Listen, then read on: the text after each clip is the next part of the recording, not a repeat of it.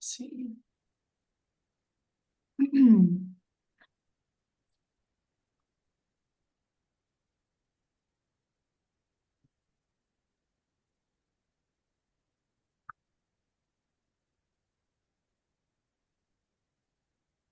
All right, thanks for joining us today for this business retirement plans webinar. We're grateful that you joined us. I'm Kendall Beamer. I am a wealth advisor here at Link. I'm also joined by Joe Reed, Joseph Reed today. He's an advisor that's been an advisor for 6 or 7 years. And started working with Link actually just a couple weeks ago. So we're grateful to have him and his expertise alongside our team. So you get to hear from Joe in just a little bit here. He'll walk us through part of this presentation today. So let's see, there we go. As we move through this presentation, if you have general questions about any of the concepts we're talking about today, feel free to submit those into the Q&A window of the webinar. That should be down there on the bottom for you. And we'll answer those towards the end of the presentation. Or if you have any specific questions about your situation or very specific questions about Link or anything like that, feel free to call our office at the number on the screen there. Or email us at letstalk@linkwealthstrategies.com. That's kind of a better way for us to talk through those more specific details, is to sit down with you and talk through those, since everyone's situation is so unique. So as far as retirement plans go, why is this even important to talk about? Why is this something that's coming up for us? So while it is really important for business owners to pour money back into the business, it's also important to keep in mind, contributing to your own future, to your own retirement plan as well. Helps the company too, as contributions can help you on taxes, save money on taxes, as well as tax deductions.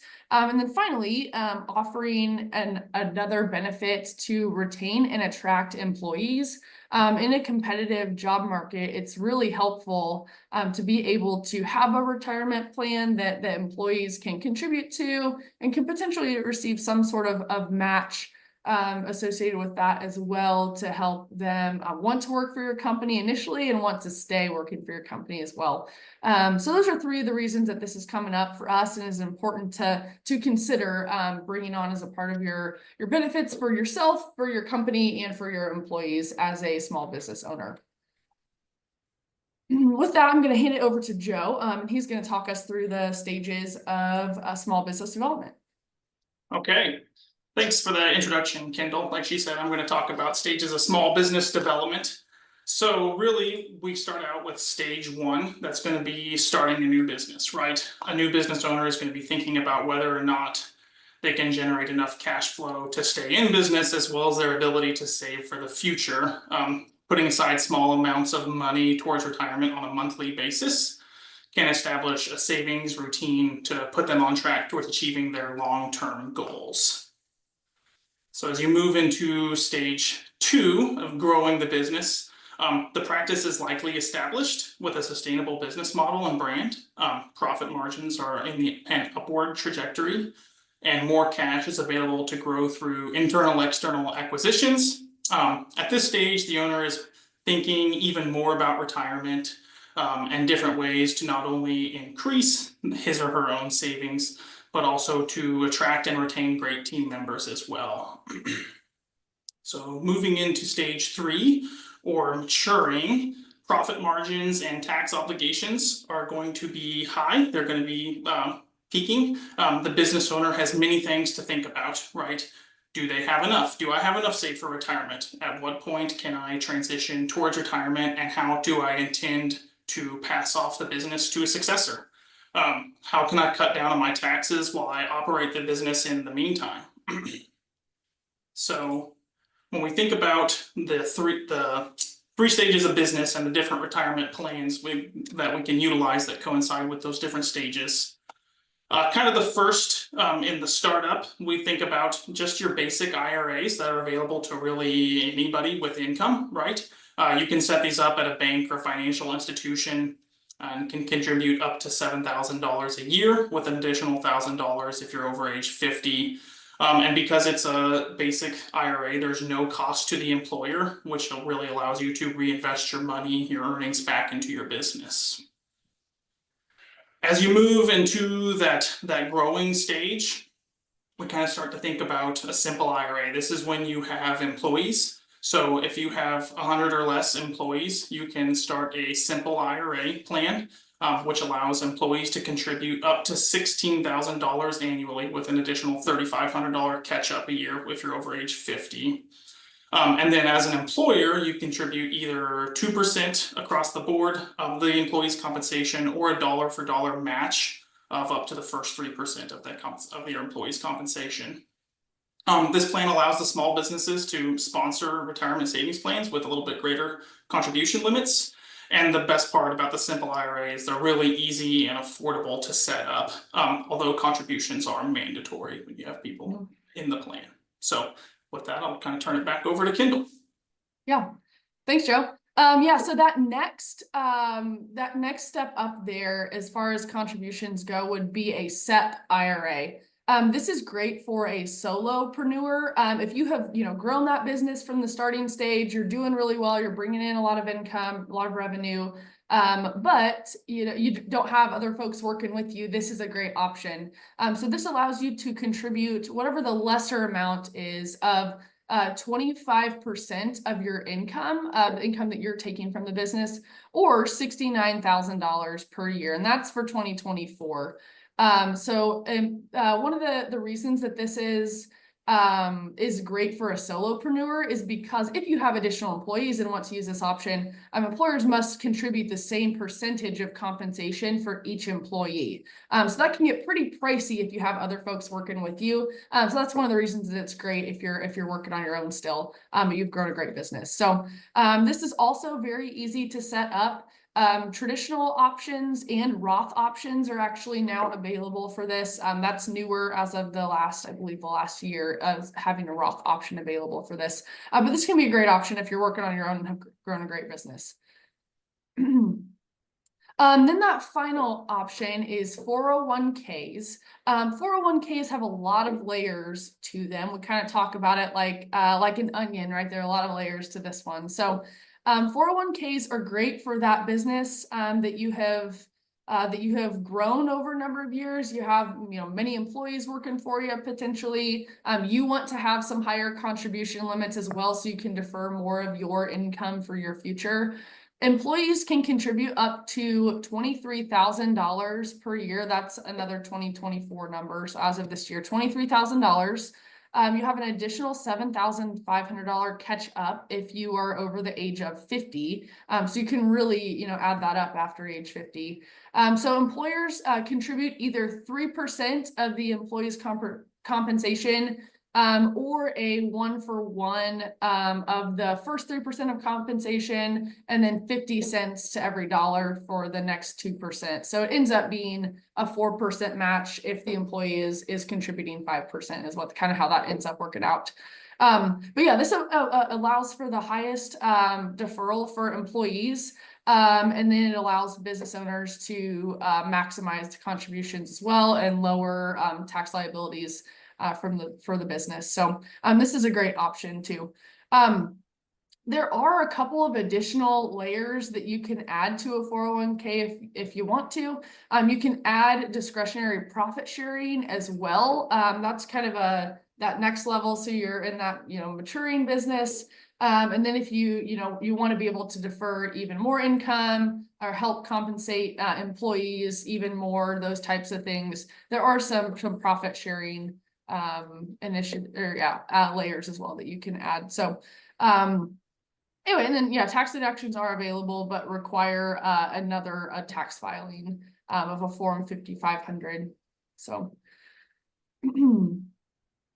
and then so those are kind of a lot of the options for you as far as where your business is at, and some of the options associated with those different starting a business, growing it, having that mature business, lots of different options for what your objectives are as the business owner, and then also how you want to, you know, help attract and retain employees and the benefits that you would like to see them have as well. So yeah, having that strong culture is not only is the basis of a strong foundation, but also lays a framework for expanding and developing your practice too. So helping put some of these pieces into place early can really help you in the long run as well, thinking about your future and the future of your employees. So yeah, it also helps employees feel more confident about the company's future, helps you be more established as a business, right? And then helps them as well be able to plan for their own future. So if you have any questions, now would be a great time to throw those into the chat, as we will answer anything that's on your mind at this point. But like we had mentioned earlier, if you have specific questions about Link, about your situation about Link, send us an email at that letstalk@linkwealthstrategies.com address, or give the office a call at 785-783-2346. And we'd be happy to answer your question or schedule some time to go into that a little bit further. But if there are any general questions, we can go ahead and throw those in the chat and we will answer them. So let's see.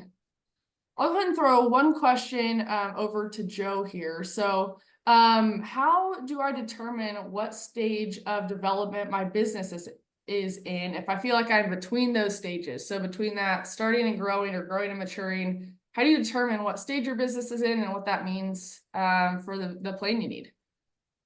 Yeah, that's a great question. I think it can be hard to tell the difference between which stage, especially in those earlier stages. There's probably going to be some overlap. So you just have to be very real with yourself about what your revenues are and what your cash flow is like.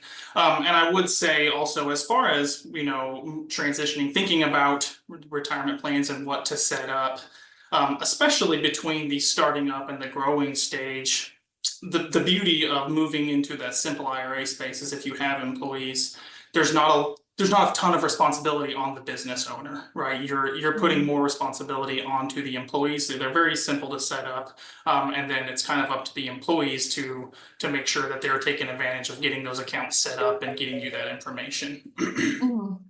Absolutely. Yeah, that's a great point, Joe. And yeah, kind of thinking ahead to, you know, if you are, you know, starting that business right now, thinking about what would be good for now, but also kind of what your next step is. If you're working by yourself, but you know, you're thinking you would probably add a couple of employees in the next year or so, you know, thinking through those sorts of things as far as, you know, what the near future looks like for you as well, I think is helpful. But that's great.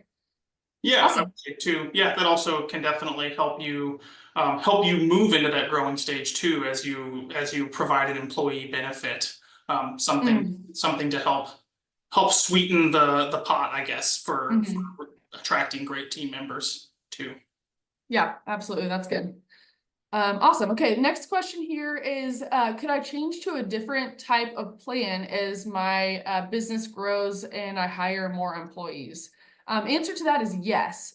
So all of these, you know, plans can be, you know, you can always start a traditional IRA for folks. You can start those simple IRAs, SEPs, 401ks, all of those can be started and, you know, and transitioned to kind of that next step as you need to. So the goal would not be to do that all the time, right? It would be, you know, best to be kind of thinking about what that next step is for your business as you're moving along.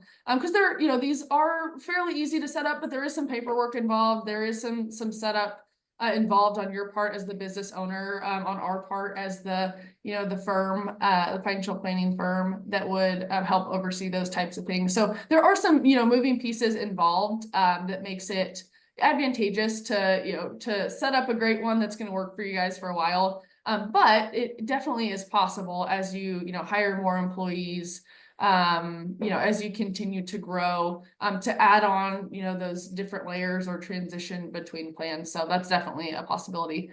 Joe, anything on that one? I don't think so. I think you did a great job answering that one. Okay, perfect. All right. Any other questions in the chat? I think that was our last one that we saw right now. So I'll give it just a second to see if there is anything else.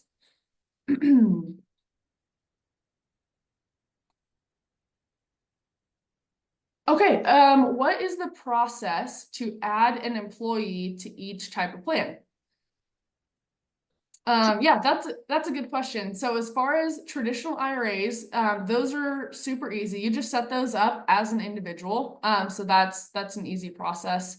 As far as the simples and the 401ks, generally what will happen is, there will be some sort of, waiting period. So you can, in both of those types of plans, you get to make the rules as far as how long it is until an employee is eligible for either of those. But after an employee has hit that criteria to be involved in the plan, there is a process that you go through to get them enrolled, to open an account for them and attach that to the plan. And then you just move forward from there. So it's some paperwork that the employee has to do. On the employer side, it's not too bad as far as enrollment for either of those. But a lot of companies will kind of do that once a year. They'll take a look at who has become eligible, or every 6 months, maybe take a look at who has become eligible during that last period of time. And then they'll go from there. So, Joe, is there anything different in your experience on that? No, not necessarily. Yeah, I mean, oftentimes in my experience with simple IRAs, yeah, the employer would notify eligible employees, and then we would get in contact with them about setting up their accounts and stuff. Awesome, perfect. All right, next question here. Are there a maximum number of employees that you can have on a SEP or a simple?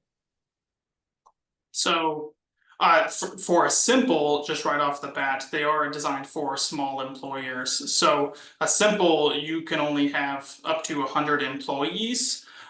Now I've never seen one get that large, but I would imagine if every single one of those 100 employees or 99 employees is eligible, you could have up to that number. But it is a based off of the total number of employees that you have is up to 100. Perfect. Yep. And then for a SEP IRA, I don't know that there is a limit on that necessarily. But I mean, that would get pretty expensive very quickly to have more than a couple of employees on one of those. So, we work with a couple of folks that have multiple people in SEP IRAs, but that can get expensive pretty quickly. So we'd probably direct you, more to a simple IRA or to a 401k. If you were in that position. So SEPs are great for, 1 or 2 people, is really kind of so I don't know that there is a maximum, but it probably would not be advantageous to have, more than a couple people on that one. So, and then let's see, one more. Let's see, follow up on how we help add newly eligible employees. Creighton, maybe add some pop in if you have any additional details on that one. But so yeah, we, as far as how our process works, we'll help get a plan established. If you do want to go that direction, we can help you get a plan established, get all those formation documents created and everything like that. Get any currently eligible employees into the plan. We can help with that all in that startup process. And then from there, we usually schedule at least annual meetings with each company to talk with the owner about how things are going, whether any changes need to be made, enroll any eligible employees. And we're really able to help in that process, help the employee directly get the correct paperwork filled out, choose investments, and those sorts of things. So that's kind of how our company interacts with these plans and how we can help. So then just ongoing, monitoring and maintenance of anything that needs done there. So, okay, anything else as far as questions go? I'll give it a second here. Okay, perfect. That's looks like that's it. So we appreciate everyone joining us today. Yeah, feel free to reach out if you have any questions. Joe and I, or Kyle as well, are happy to help you sit down and look at your specific situation, talk through your different options, and really help you be successful with your current situation, your current employees, your business, and where you are now and where you're headed in the future. So yeah, please reach out to us if you have any questions, and we appreciate everyone joining us. Have a good day. Thank you.